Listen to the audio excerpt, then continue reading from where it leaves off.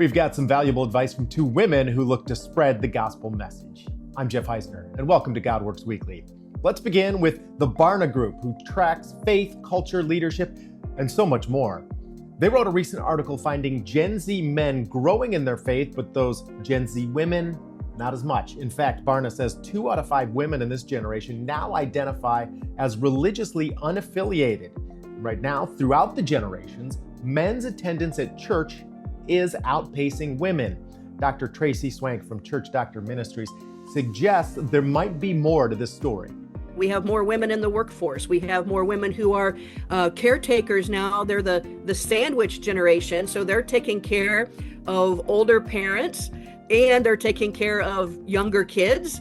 And they're most likely, they have a career, and so their time now has shifted in what they're even available, to do and to serve. So I think we need to keep an eye on what's happening on both sides, build on where God is moving and blessing, thanking Him for answering that prayer of bringing men back to the church, but then also how can we support women who traditionally have been the caretakers, who probably have more on their plate right now. So where can the church continue to serve in that way? Well, Priscilla Newton, along with her husband Bob, have been missionaries to the Kankanai people in the Philippines, and then later a stint in Papua New Guinea. They've been helping grow the kingdom for years, and Priscilla tells us what she's learned overseas and how she uses it today. It is not to be ashamed of the gospel. And I think one of the reasons is when you're overseas, people know you're there as a missionary. So they expect you and assume that you're going to talk to them about the gospel because you stand out as we're not of this culture, we're not of this place. And to bring that home, I think at first coming back home, it was like, oh, you don't talk about your faith. You don't, you're part of who y'all are, and you respect everyone's spaces. But what I think I've learned is that not to be ashamed of the gospel and to know that it's the power of God to transform and to be able to be free because it's not you.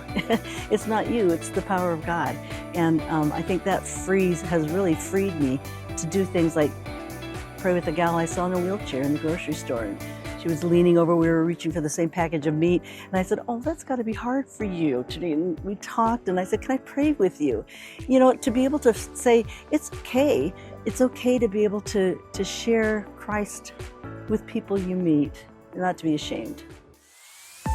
Going inside Concordia Market, and we check in on Child Beyond International. Now, this is a group that shares God's love in Guatemala so that lives are transformed and families restored through a thriving children's home and relational mission experiences that support effective community programs.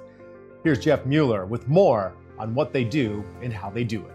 There's been over 400 children that have been rescued and restored here through our staff, our nannies, our psychologists, our social worker, our doctor, all our professional staff.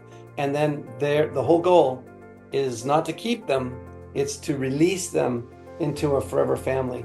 And the adoptive families within Guatemala, since there's no international adoption, nobody can leave the country. Little kids can't, they stay.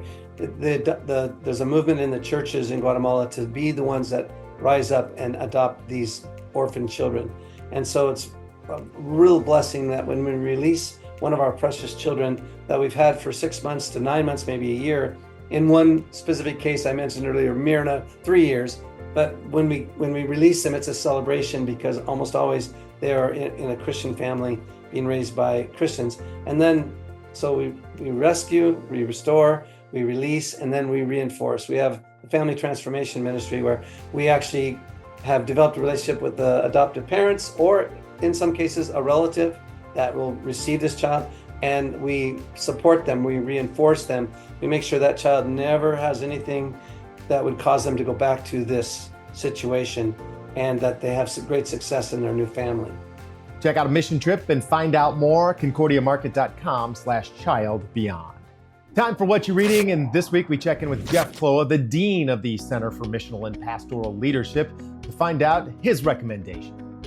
And a book I've mentioned in the past, I really encourage, if you're ever going to do something on the book of Acts, just read this book.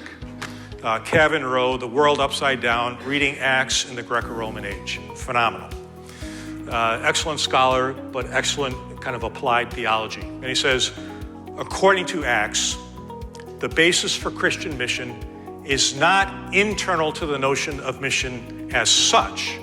In other words, they didn't just kind of do mission for the sake of mission. Rather, mission is the necessary response to the universal lordship of God in Christ Jesus. You get that? Mission is the necessary response to the universal lordship of God in Christ Jesus. The lordship of God in Christ Jesus engenders the practice of mission, even as the mission establishes the communities that witness to the Lord of all, right?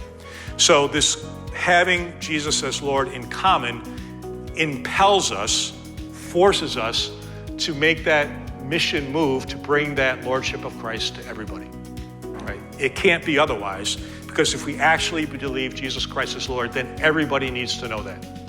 Everybody needs to be a part of that.